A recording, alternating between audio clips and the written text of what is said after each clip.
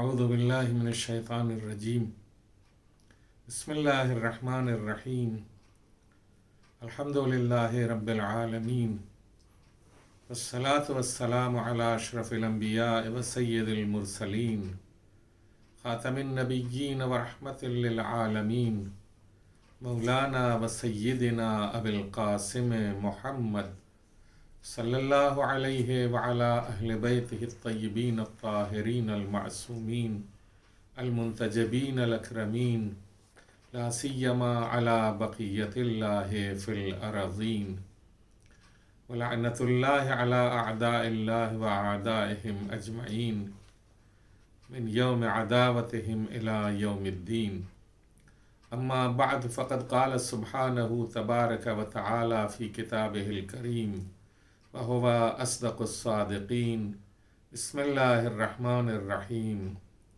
يا أيها الذين آمنوا كتب عليكم الصيام كما كتب على الذين من قبلكم لعلكم تتقون۔ ناظرین محترم، جس طرح سے ہم خطبہ شعبانیہ جو روزوں سے متعلق پیغمبر اکرم صلی اللہ علیہ وآلہ وسلم نے ارشاد فرمایا ہے اس سے متعلق گفتگو کرتے چلے آئے ہیں۔ درمیان میں ہم نے ایام شہادت کے دوران کوشش اس بات کی کہ امیر المؤمنین علی ابن ابی طالب علیہ السلام کی حیات کے زرعی نقوش کی طرف اشارہ کیا جائے اور اس خطبے کی شرح سے صرف نظر کیا جائے۔ دوبارہ اس سلسلے کو آگے بڑھاتے ہوئے آج ہم پھر آپ کی خدمت میں حاضر ہوئے ہیں اور خطبے کی اس عبارت کو کہ جہاں تک ہم نے پہنچایا تھا اس کے آگے ہم آپ کی خدمت میں گفتگو کرتے ہیں۔ توبوا الی اللہ من ذنوبکم، اس ماہ مبارک رمضان میں اللہ کی بارگاہ میں اپنے گناہوں سے توبہ کرو۔ وارفعوا الیہ ایدیکم بالدعاء فی اوقات صلاتکم، اور اپنے ہاتھوں کو خداوند عالم کی بارگاہ میں بلند کرو۔ میں نے اس کے ذیل میں استغفار، توبہ اور دعا کے سلسلے میں کچھ گفتگو کی تھی۔ آج یہ گفتگو اس وضاحت کے ساتھ عرض کرنی ہے کہ دعا کے لیے پروردگار عالم نے بہت سے اوقات رکھے ہیں کہ جن میں دعائیں قبول ہوتی ہیں۔ مثلا بارش اگر ہو رہی ہے، باران رحمت ہے، دعا کیجیے۔ اذان ہو رہی ہے، دعا کیجیے۔ کوئی خوشی کا موقع ہے، دعا کیجیے۔ کسی کے جنازے میں شرکت کر رہے ہیں، اس کی مغفرت کی دعا کیجیے، خداوند عالم آپ کو بھی بخشے گا۔ قبرستان میں جاتے ہیں، مومنین کے لیے دعا کیجیے، خداوند عالم آپ کی گناہوں کو بھی بخشے گا۔ مختلف اور متعدد اوقات ہیں۔ یہاں اس خطبے میں پیغمبر اکرم صلی اللہ علیہ وآلہ وسلم نے خاص طور سے اوقات صلاۃ کی طرف اشارہ کیا ہے۔ دعا کرو فی اوقات صلاتکم، اپنی نمازوں کے اوقات میں۔ نماز خود ایک بہت بڑی عبادت ہے جو ہم سے طلب کی گئی ہے، اور یہ ہماری اصلاح کے لیے ہے، خدا کو اس کی ضرورت نہیں ہے۔ لیکن یہی نماز ہمیں برائیوں سے نجات دیتی ہے، ہمیں فحشا سے نجات دیتی ہے، ہمیں برے کاموں سے نجات دیتی ہے، ہمیں جھوٹ سے نجات دیتی ہے، ہمیں کبر و غرور سے دور کرتی ہے، تکبر ہمارا ختم ہو جاتا ہے۔ یہ نماز ایسی بڑی نعمت ہے کہ جس سے انسان واقعی معنی میں انسان ہوتا ہے۔ اور اسی نماز کے دوران پروردگار عالم کا یہ نبی ہمیں حکم دیتا ہے کہ وَارْفَعُوا إِلَيْهِ أَيْدِيكُمْ بالدعاء اپنے ہاتھوں کو بلند کرو خداوند عالم کی بارگاہ میں، فی اوقات صلاتکم، اپنی نمازوں کے اوقات میں، فَإِنَّهَا أَفْضَلُ السَّاعَاتِ، اس لیے کہ یہ دعا کے لیے بہترین گھڑیاں ہیں، بہترین اوقات ہیں کہ جب دعا مانگی جائے، نماز کے دوران مانگی جانے والی دعا۔ خود نماز کا اصلی معنی جو ہے وہ دعا ہے، پوری نماز دعا ہے۔ سورہ حمد آپ پڑھتے ہیں تو سورہ حمد میں کیا فرماتے ہیں؟ بسم اللہ الرحمن الرحیم، الحمد للہ رب العالمین الرحمن الرحیم مالک یوم الدین، یہاں تک آپ جو ہے حمد پروردگار کرتے ہیں۔ اس کے بعد پھر آپ دعا کرتے ہیں، ایاک نعبد و ایاک نستعین، بہترین دعا ہے، اس سے بہتر کوئی دعا تصور ہی نہیں کی جا سکتی۔ اہدنا الصراط المستقیم، پالنے والے ہم تجھی سے تیری ہی عبادت کرتے ہیں، تجھی سے مدد مانگتے ہیں، ہمیں سیدھے راستے کے اوپر گامزن رکھ یا سیدھے راستے کی ہدایت کر۔ صراط الذین انعمت علیہم غیر المغضوب علیہم ولا الضالین، یہ آدھی سے زیادہ سورہ حمد دعا ہے۔ اسی طرح سے قنوت میں کثرت سے دعا کرنے کا ذکر کیا گیا ہے، روایتیں کثرت سے بتاتی ہیں کہ زیادہ سے زیادہ قنوت میں دعا کیا کرو۔ حتیٰ مستحبی نمازوں میں یہ کہا گیا ہے کہ تم اپنی زبان میں بھی قنوت میں دعا پڑھ سکتے ہو، دعا کر سکتے ہو، جو کچھ مانگنا چاہتے ہو مستحبی نماز میں اپنی زبان میں بھی تم دعا کر سکتے ہو۔ لیکن واجبی نماز میں وہی دعائیں جو ماثور ہوئی ہیں، جو قرآن میں ہیں، جو احادیث میں ہیں، مثال کے طور کے اوپر ربنا اغفر لی ولوالدی وللمؤمنین یوم یقوم الحساب، یہ بہترین دعا ہے جو جناب ابراہیم کے دہان اقدس سے نکلی اور قرآن نے اسے اپنے دامن میں محفوظ کر لیا۔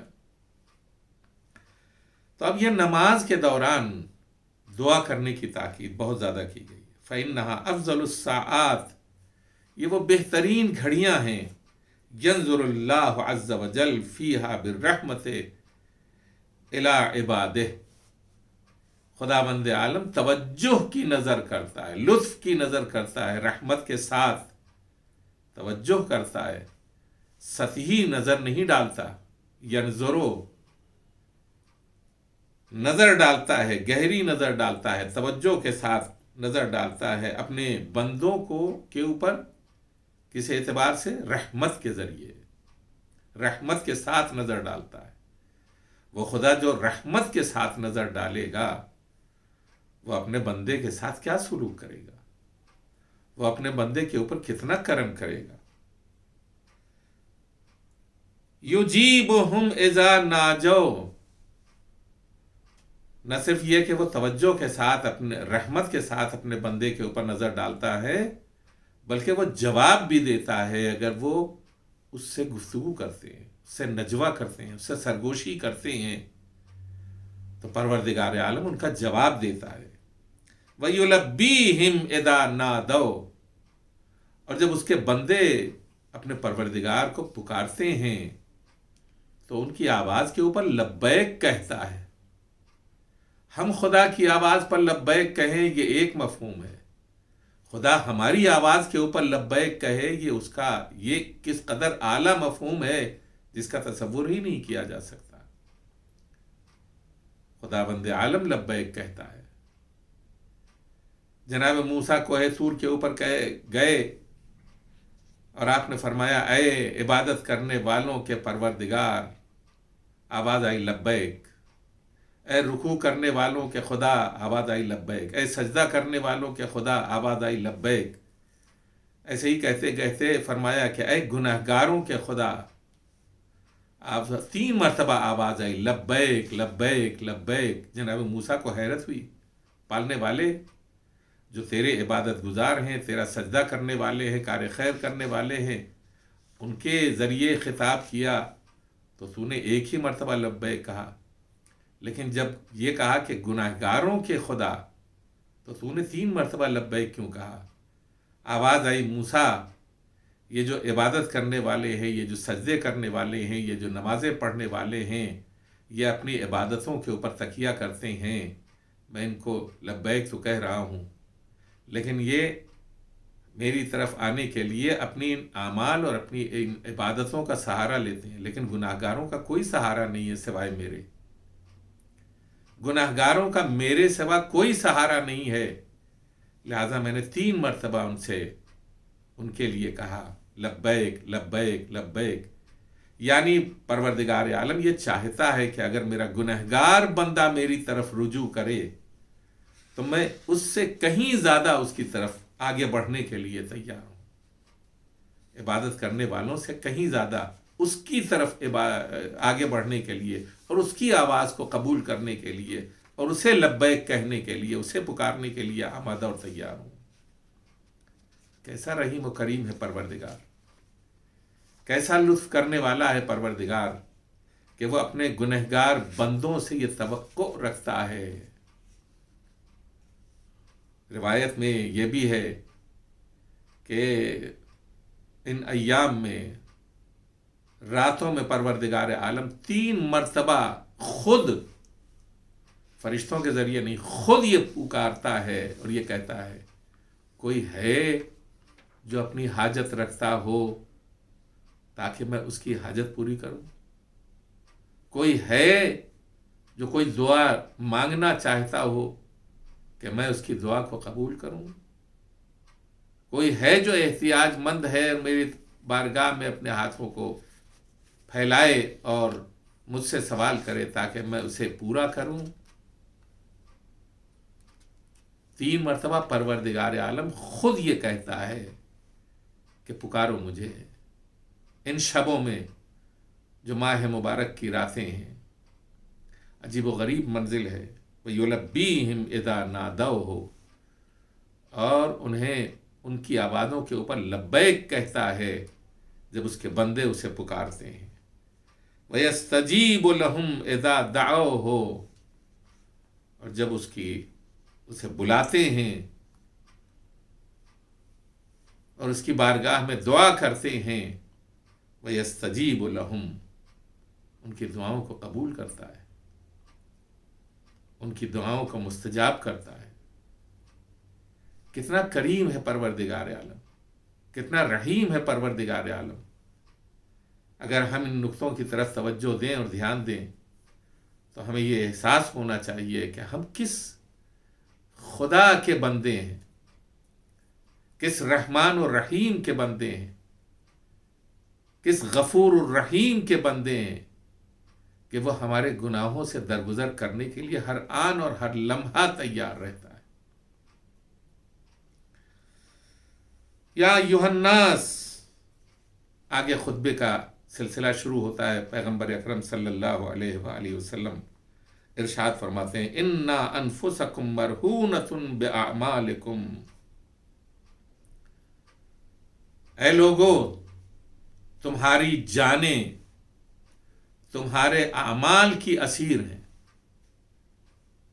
تمہارے اعمال یعنی تمہارے برے اعمال کی اسیر ہیں، جو تم نے لاپرواہیوں میں انجام دیے ہیں، جو تم نے غلطیاں کی ہیں، کسی سے لڑے ہو، کسی کو ڈرایا ہو، کسی کو دھمکایا ہو، کسی کو جھڑکا ہو، کسی کو گالیاں دی ہوں، یہ سارے اعمال ہیں تمہارے، اور یہ تمہارے ارد گرد رسی کی مانند تمہیں جکڑنا شروع کرتے ہیں، جکڑتے جاتے ہیں۔ چوری کی ہے، خطا کی ہے، ظلم کیا ہے، ستم کیا ہے، تہمت لگائی ہے، غیبت کی ہے، یہ سب جکڑن ہے تمہارے وجود کی۔ تمہاری جانیں ان رسیوں میں جکڑی چلی جا رہی ہیں، بالکل ایسے جیسے کسی کو قیدی بنایا جاتا ہے۔ یعنی خود ہمارے اعمال اس طرح کے ہیں کہ ہم ان کی بنیاد کے اوپر قیدی بنتے چلے جاتے ہیں، قیدی بنتے جاتے ہیں۔ عجیب و غریب چیز ہے کہ پروردگار عالم ایسا نہیں ہے کہ ہم جو ہے وہ اگر ہم کوئی کام کر رہے ہیں تو پروردگار عالم کوئی چارج لگا رہا ہے ہمارے اوپر، چارج نہیں لگا رہا ہے، بلکہ جو ہم کر رہے ہیں ہم اپنے ہی ہاتھوں اپنے کو قید کر رہے ہیں، خدا اس میں دخیل نہیں ہے. ہم اپنے ہی ہاتھوں اپنے کو قید کر رہے ہیں، اپنے ہی ہاتھوں اپنے کو اسیر کر رہے ہیں. ادھر جھوٹ بولے، ایک اسیری، ایک رسی جکڑ گئی ہماری جان اور ہمارے وجود کے ارد گرد. ادھر غیبت کی، ادھر ایک رسی اور جکڑ گئی. ادھر تہمت لگائی، ادھر ایک رسی اور جکڑ. ادھر مال غصب کیا، ادھر ایک رسی اور جکڑ گئی. ہم اس طرح سے خود اپنے آپ کو جکڑتے جاتے ہیں. ایھا الناس ان انفسکم مرہونۃ باعمالکم. اب کیا چاہ رہا ہے؟ کون سی راہ ہے کہ یہ رسیاں جو ہیں ہمارے وجود سے جدا ہو جائیں اور یہ اسیری، اس سے ہمیں نجات مل جائے؟ کون سا راستہ ہے؟ ارشاد ہوا فَفُكُّوهَا بِإِسْتِغْفَارِكُمْ. ان سے نجات حاصل کرو اپنے استغفار کے ذریعے،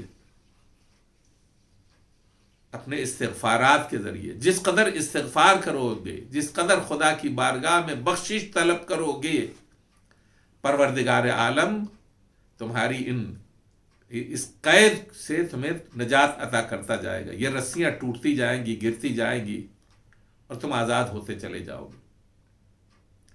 میں نے گویا ایک موقع کے اوپر یہ آپ کی خدمت میں غالباً 3-4 روز پہلے یہ عرض کیا ہے کہ وہ انسان کے جو گناہ کرتا ہے، پھر استغفار کرتا ہے اور پھر گناہ کرتا ہے، اس کی مثال ایسی ہے جیسے وہ اللہ کا مذاق اڑا رہا ہے.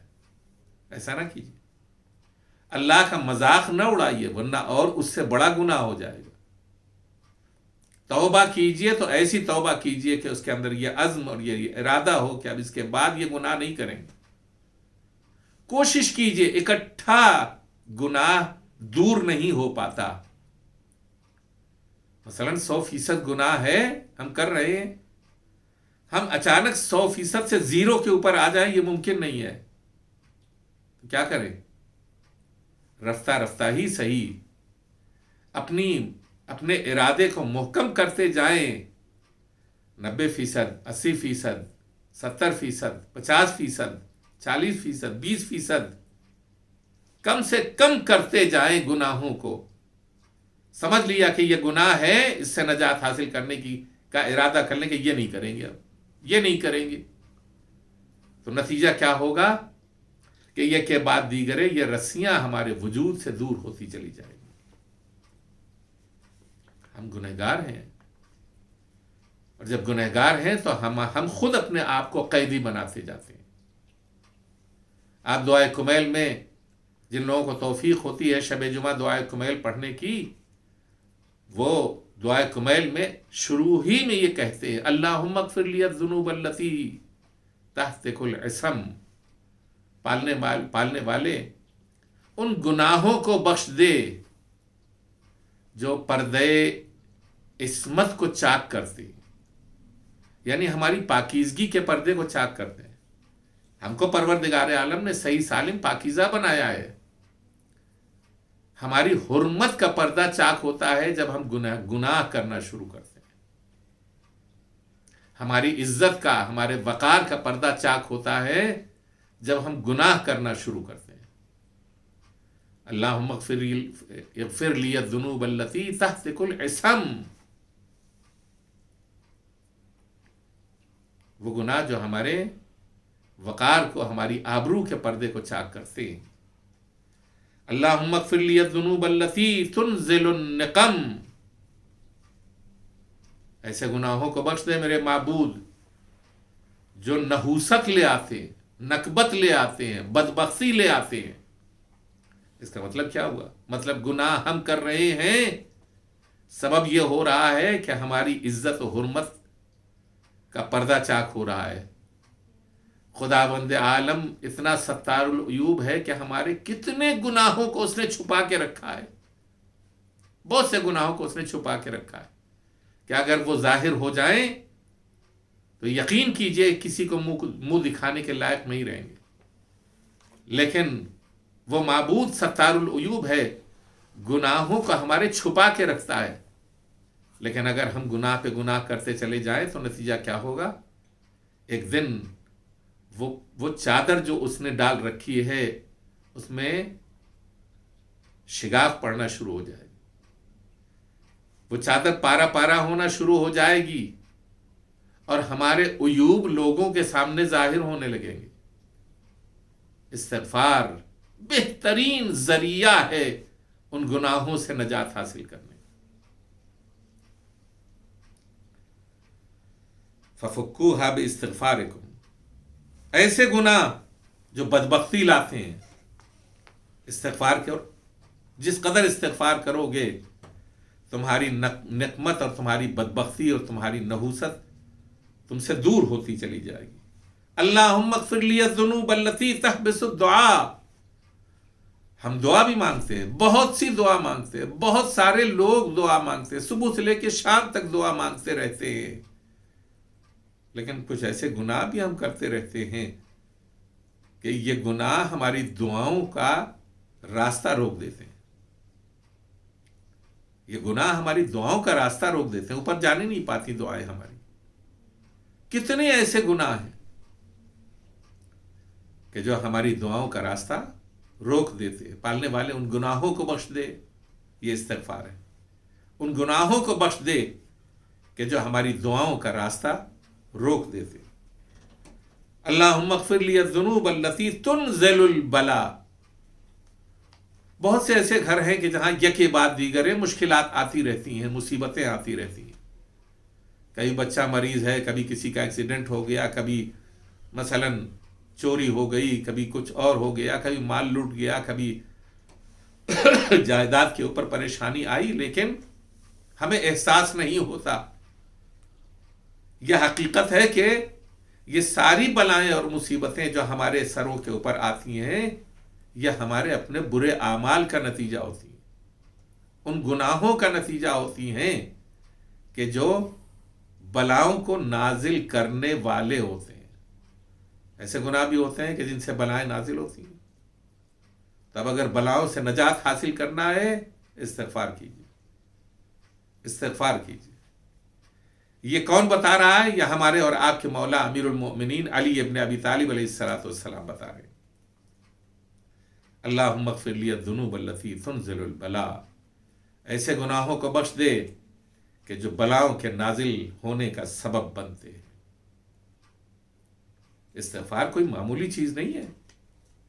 استغفار اس عظیم شے کا نام ہے کہ جس کے ذریعے انسان ہلکا پھلکا ہو جاتا ہے، حتیٰ جسمانی بیماری سے بھی نجات ملتی ہے روحانی بیماری کے علاوہ، حتیٰ بہت سی نکبتوں سے بھی نجات ملتی ہے۔ سڑک ناپتے ناپتے جوتے گھس گئے ہیں، جاب نہیں مل رہی ہے، جاب نہیں مل رہی۔ کس نے کہا ہے کہ صرف سڑک ناپو؟ اپنی طرف سے کوشش کرو، لیکن استغفار کرو، جس قدر ممکن ہو سکے تم سے تم استغفار کرو۔ خداوند عالم نے روزی دینے کا وعدہ کیا ہے، وہ یقیناً روزی دے گا، وہ یقیناً روزی دے گا، لیکن اس نے یہ کہا ہے کہ تم استغفار کرو، کثرت سے استغفار کرو۔ سورہ نوح کتنا بہترین سورہ ہے کہ جس کے اندر پروردگار عالم نے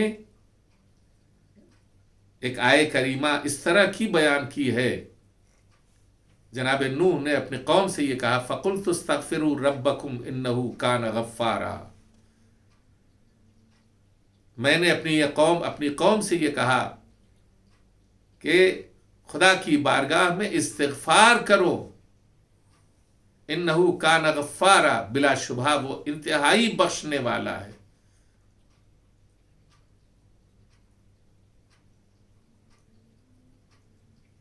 وہ کیا کرنے والا ہے؟ وہ آسمان سے تمہارے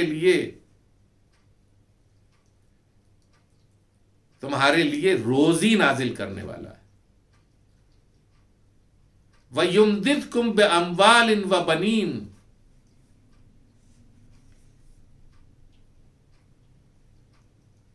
اور تمہارے مال میں اضافہ کرنے والا ہے، تمہاری اولاد میں اضافہ کرنے والا ہے۔ بہت سے لوگ جو ہے کہتے ہیں ہم تنگ دست ہو گئے ہیں، پروردگار عالم فرماتا ہے استغفار کرو۔ بہت سے لوگ کہتے ہیں مولانا صاحب اولاد نہیں ہو پا رہے ہیں، پروردگار عالم اس آیہ کریمہ میں فرماتا ہے استغفار کرو، یمددکم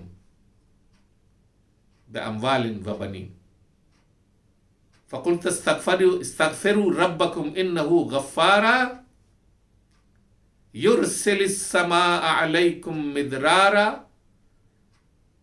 وہ انتہائی بخشنے والا ہے، اگر تم استغفار کرو گے، توبہ کرو گے تو وہ بخش دے گا، تمہارے اوپر آسمان سے باران رحمت نازل کرے گا، اور بہت زیادہ باران رحمت نازل کرے گا۔